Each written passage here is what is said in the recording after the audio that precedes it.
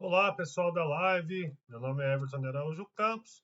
Sou aluno de Engenharia Civil pela ENIAC e hoje, por meio desta live, farei uma explicação mais didática de como funciona a engenharia civil por trás de instrumentos que nós, cidadãos, utilizamos diariamente. A minha apresentação é sobre como é construída uma rodovia. Creio que aqui todos nós tenhamos viajado um dia. Então é comum que o cidadão pegue uma rodovia. Então eu trarei aqui alguns instrumentos de como ela é construída para sanar aí uma dúvida de vocês ou até mesmo por curiosidade. Então, eu vou falar de forma mais didática como funciona a tangente da curva. Muita gente já ouviu falar em tangente da curva.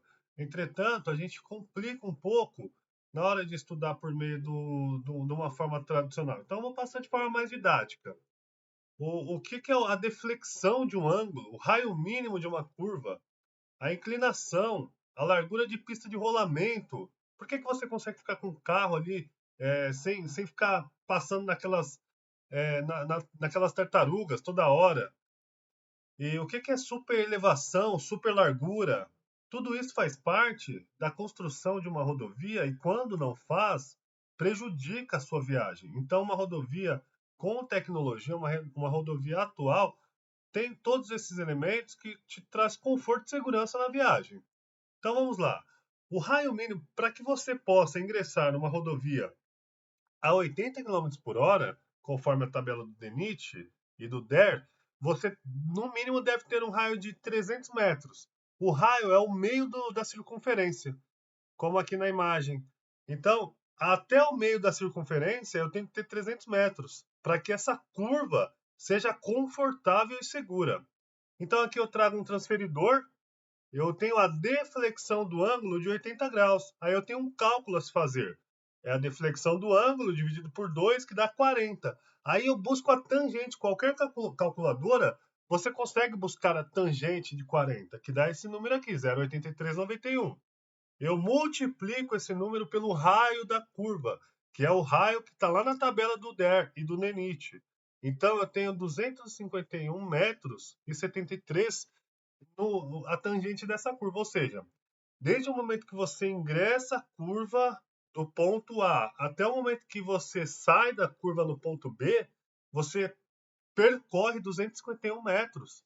Então, você tem total segurança para fazer uma curva com essa extensão de pista. Caso contrário, você não teria. Então, dentro da curva também a gente tem a inclinação da curva, da pista. Então a inclinação é para que você tenha uma segurança e o seu carro não sofra a força centrífuga, que é aquela força que te joga para fora, como se fosse a máquina de lavar. A centrífuga não joga a roupa para fora, aperta lá contra o tambor e consegue tirar a água dela. Para que você não tenha essa força no seu carro e você seja jogado para fora da pista, essa inclinação ela é válida para que você tenha segurança. E a superlargura é para quando você inicia uma curva com um carro um pouco mais comprido, você não perca a mão da curva. Então, aqui a pista de rolamento é de 3,5 metros para que você consiga ficar reto na pista. E a rodovia também tem o acostamento, a largura de 2,5. A inclinação do acostamento é de 5%. Ou seja, para cada metro, você tem 5 centímetros de queda de um lado da rodovia. Para quê? Para quando chover, aquele acostamento não inundar. A pista de rolamento tem 2%, ou seja, para cada metro de pista, você tem 2 centímetros de declividade, de inclinação.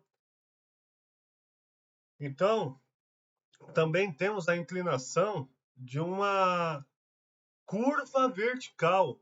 Quando a gente pega a rodovia e faz aquela subida e descida, aquilo se chama curva vertical.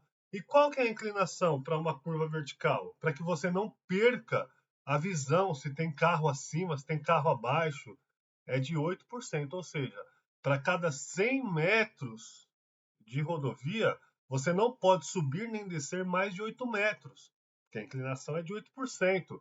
Caso isso ocorra, você está trafegando em uma rodovia insegura. Então essa foi a apresentação, uma forma didática aí para que quando nós colocamos o carro na estrada, sabemos disso aí para que nós possamos entender o fundamento da construção da rodovia. Muito obrigado a todos.